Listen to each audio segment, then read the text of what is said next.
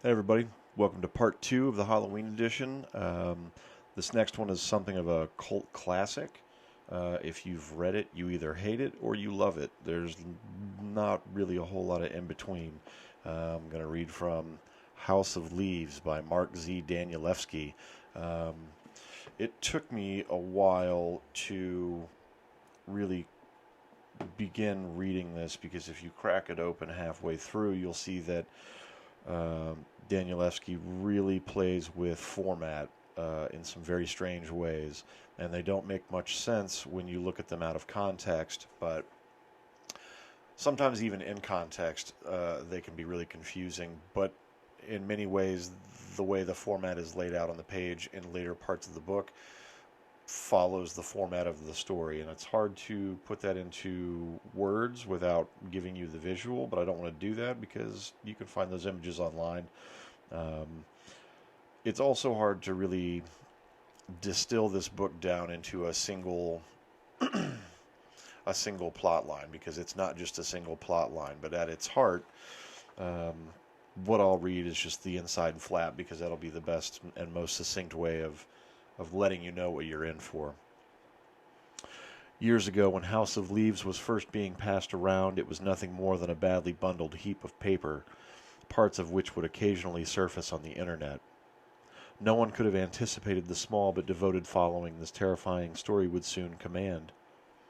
Starting with an odd assortment of marginalized youth, musicians, tattoo artists, programmers, strippers, environmentalists, and adrenaline junkies, the book eventually made its way into the hands of older generations, who not only found themselves in those strangely arranged pages, but also discovered a way back into the lives of their estranged children. Now, for the first time, this astonishing novel is made available in book form, complete with the original colored words, vertical footnotes, and newly added second and third appendices. The story remains unchanged, focusing on a young family that moves into a small home on Ash Tree Lane where they discover something terribly wrong. Their house is bigger on the inside than it is on the outside. Of course, neither Pulitzer Prize-winning photojournalist Will Davidson nor his companion Karen Green was prepared to face the consequences of that impossibility, until the day their two little children wandered off and their voices eerily began to return another story of creature darkness, of an ever-growing abyss behind a closet door, and of that unholy growl which soon enough would tear through their walls and consume all of their dreams. And so what ends up happening is this is considered the book House of Leaves is written by a man named Zampano, and it has an introduction and notes by another man named Johnny Truant who comes across this book in the book. It's a very metafictional novel. It's super interesting. It's a lot of fun. And basically what happens inside the story is the Davidsons move into a house, and within this house they find this space that ends up changing size. Like there's a room that should not be there that ends up having a space that constantly changes. There are stairwells that appear and disappear. It's a really interesting conceit for a story, and it's pretty wild. So what I'd like to do is read the first chapter, which comes after you get Johnny Truant's first letter to the reader at the very beginning of the book. And it basically talks about him and how he came to find the book. And then the book has the rest of his notes all scattered throughout it as footnotes on every page. So you end up getting a lot of extra narrative as you go through the book, and it can be kind of tough to navigate everything. But I think it's worth a read. It's fun. So here we go. And I'm going to not read the footnotes at the bottom of this. There are a few of them, but they're not super important. You're not missing anything by not hearing them. So, Part 1. While enthusiasts and detractors will continue to empty entire dictionaries attempting to describe or deride it, authenticity still remains the word most likely to stir a debate. In fact, this leading obsession to validate or invalidate the reels and tapes invariably brings up a collateral and more general concern. Whether or not, with the advent of digital technology, image has forsaken its once unimpeachable hold on the truth. For the most part, skeptics call the whole effort a hoax, but grudgingly admit the Davidson record is a hoax of exceptional quality. Unfortunately, out of those who accept its validity, many tend to swear allegiance to tabloid UFO sightings. Clearly, it is not easy to appear credible when, after vouching for the film's verity, the discourse suddenly switches to why Elvis is still alive and probably wintering in the Florida Keys. One thing remains certain. Any controversy surrounding Billy Myers' film on flying saucers has been supplanted by the house on Ash Tree Lane.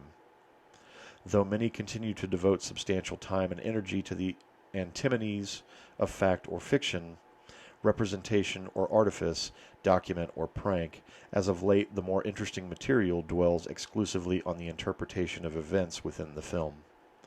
This direction seems more promising, even if the house itself, like Melville's behemoth, remains resistant to summation.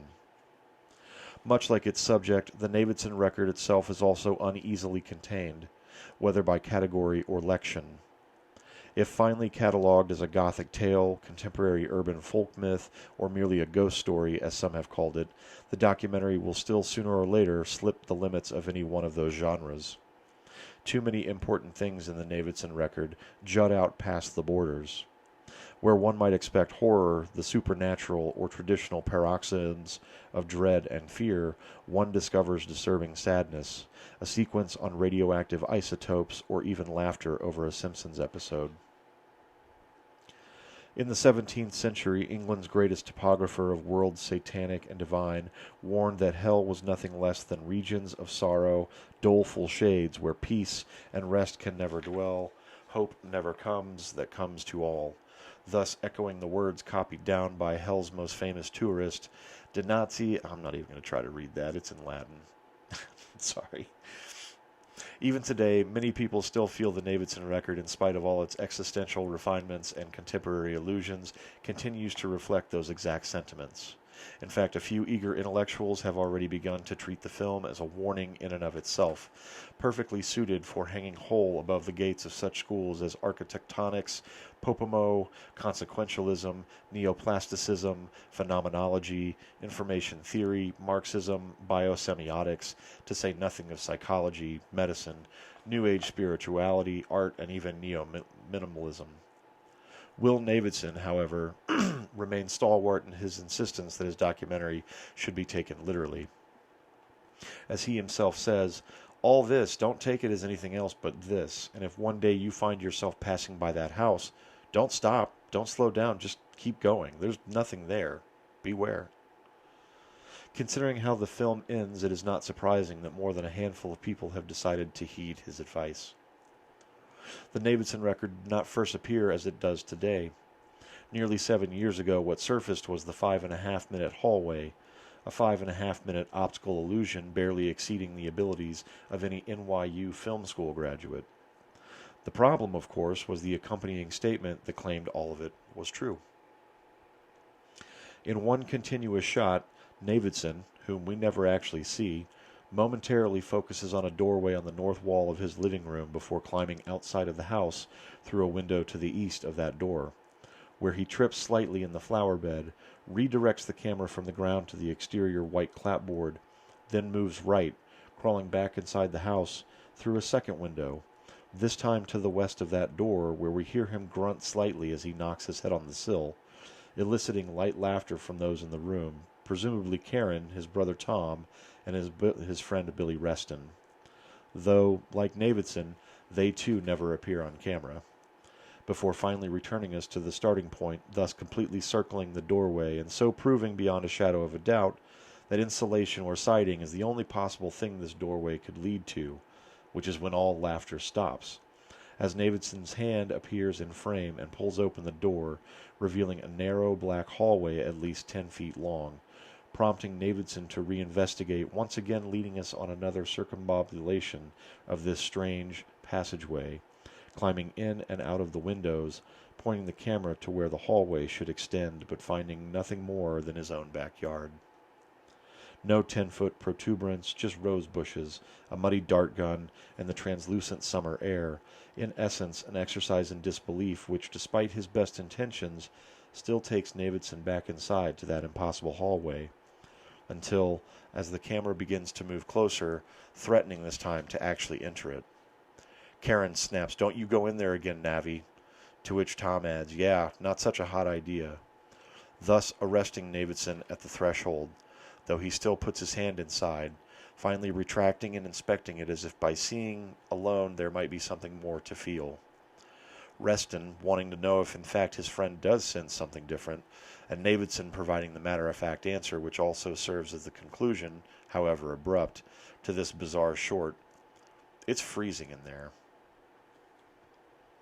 Dissemination of the 5.5-minute hallway seemed driven by curiosity alone. No one ever officially distributed it, and so it never appeared in film festivals or commercial film circles. Rather, VHS copies were passed around by hand, a series of progressively degenerating dubs of a home video revealing a truly bizarre house, with notably very few details about the owners, or for that matter, the author of the piece. Less than a year later, another short surfaced. It was even more hotly sought after than the 5.5-minute hallway, and resulted in some fervent quests for Davidson and the house itself, all of which for one reason or another failed. Unlike the first, this short was not a continuous shot, prompting many to speculate that the 8 minutes making up exploration number 4 were in fact bits of a much larger whole. The structure of exploration number 4 is highly discontinuous, jarring, and, as evidenced by many poor edits, even hurried. The first shot catches Davidson mid-phrase. He is tired, depressed, and pale. Days, I think, and I don't know. Drink of something, unclear what. Actually, I'd like to burn it down. Can't think clearly enough to do it, though. Laughs. And now, this. The next shot jumps to Karen and Tom arguing over whether or not to go in after him. At this point, it remains unclear to whom they are referring. There are several more shots. Trees in winter. Blood on the kitchen floor. One shot of a child, Daisy, crying. Then back to Davidson. Nothing but this tape, which I've seen enough times. It's more like a memory than anything else, and I still don't know. Was he right or just out of his mind? Followed by 3 more shots. Dark hallways, windowless rooms, stairs. Then a new voice. I'm lost, out of food, low on water, no sense of direction. Oh, God. The speaker is a bearded, broad-shouldered man with frantic eyes. He speaks rapidly and appears short of breath. Holloway Roberts, born in Menominee, Wisconsin. Bachelor's from UMass. There's something here. It's following me. No, it's stalking me. I've been stalked by it for days, but for some reason it's not attacking. It's waiting for something. I don't know what. Holloway Roberts, Menominee, Wisconsin. I'm not alone here. I'm not alone. Thus bringing to an end this strange abstract, which is the release of the Davidson record revealed, was sparingly incomplete. Then for 2 years, nothing. Few clues about who any of these people were, though eventually a number of photographers in the news community did recognize the author as none other than Will Davidson, the prize-winning photojournalist who won the Pulitzer for his picture of a dying girl in Sudan. Unfortunately, this discovery only generated a few months of heated speculation before, in the presence of press, corroboration, the location of the house, or for that matter, any comment by Davidson himself, interest died out. Most people just wrote it off as some kind of weird hoax, or, because of the unusual conceit, an aberrant UFO sighting. Nevertheless, the deteriorating dubs did circulate, and in some trendy academic circles a debate began. Was the subject a haunted house? What did Holloway mean by lost? How could anyone be lost in a house? Furthermore, what was someone with Davidson's credentials doing creating 2 strange shorts like these? And again, was this artifice or reality? Certainly a good deal of the debate was sustained by a bit of old-fashioned cultural elitism. People talked about the Davidson pieces because they were lucky enough to have seen them. Lee Sinclair suspects a majority of professors, students, Soho artists, and avant-garde filmmakers who spoke and even wrote so knowingly about the tapes more than likely had never even viewed one frame. There just weren't that many copies available. While the 5.5 minute hallway and exploration number 4 have been respectively called a teaser and a trailer, they are also in their own right peculiar cinematic moments. On a purely symbolic level, they afford a vast potential for examination. The compression of space, the power of the imagination to decompress that space, the house as trope for the unlimited and the unknowable, etc., etc. On a strictly visceral level, they provide ample shocks and curiosities. However, the most unnerving aspect about both pieces is their ability to convince us that everything really happened, some of which can be attributed to the verifiable elements, Holloway Roberts, Will Navidson, et al., but most of which must be chalked up to the starkness of the production, the absence of makeup, expensive soundtracks, or crane shots. Except for framing, editing, and in some cases subtitles, there's virtually no room for creative intrusion. Who would have suspected that almost 3 years after the 5.5 minute hallway began appearing on VHS, Miramax would quietly release the Navidson record in a limited run and almost immediately unsettle audiences everywhere. Since the opening 3 years ago last April in New York and Los Angeles, the Navidson record had been screened worldwide. And while hardly a blockbuster, the film continues to generate revenues as well as interest. Film periodicals frequently publish reviews, critiques, and letters. Books devoted entirely to the Navidson record now appear with some regularity. Numerous professors have made the Navidson record required viewing for their seminars, while many universities already claim that dozens of students from a variety of departments have completed doctoral dissertations on the film. Comments and references frequently appear in Harper's, The New Yorker, Esquire, American Heritage, Vanity Fair, Spin, as well as on late-night television. Interest abroad is equally intense. Japan, France, and Norway have all responded with awards, but to this day the spectral Navidson has yet to appear, let alone accept any one of these. Even the garrulous Weinstein brothers remain unusually reticent about the film and its creator. Interview magazine quoted Harvey Weinstein as saying, "It is what it is." The Navidson record now stands as part of this country's cultural experience, and yet, in spite of the fact that hundreds of thousands of people have seen it, the film continues to remain an enigma. Some insist it must be true, others believe it is a trick on par with the Orson Welles radio romp The War of the Worlds. Others could care less, admitting that either way the Navidson record is a pretty good tale. Still, many more have never even heard of it. These days, with the unlikely prospect of any sort of post-release resolution or revelation, Navidson's film seems destined to achieve at most cult status.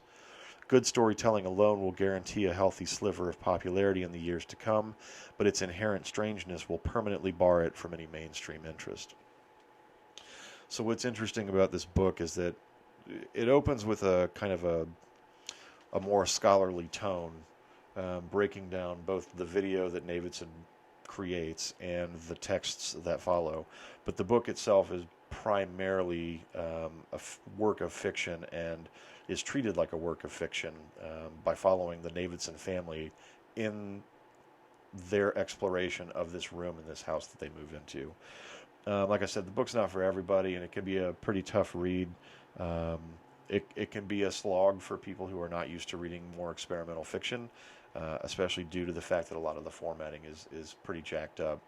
It took, if I remember right, Mark Danielewski something like 10 years to format the book to his liking before he ever released it. So it's a tough read. It's a good read. Every time the word house appears in the text, it's in blue font, which is really interesting.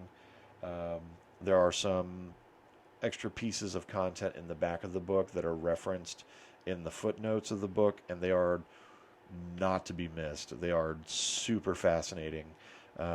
You end up having to decipher a letter at some point to see what it says, and of course you can find the deciphered part online, but that kind of takes some of the fun out of it, I think.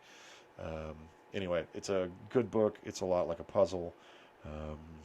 I would highly recommend it if you're looking for a challenging read that will maybe terrify you. So enjoy. Thanks.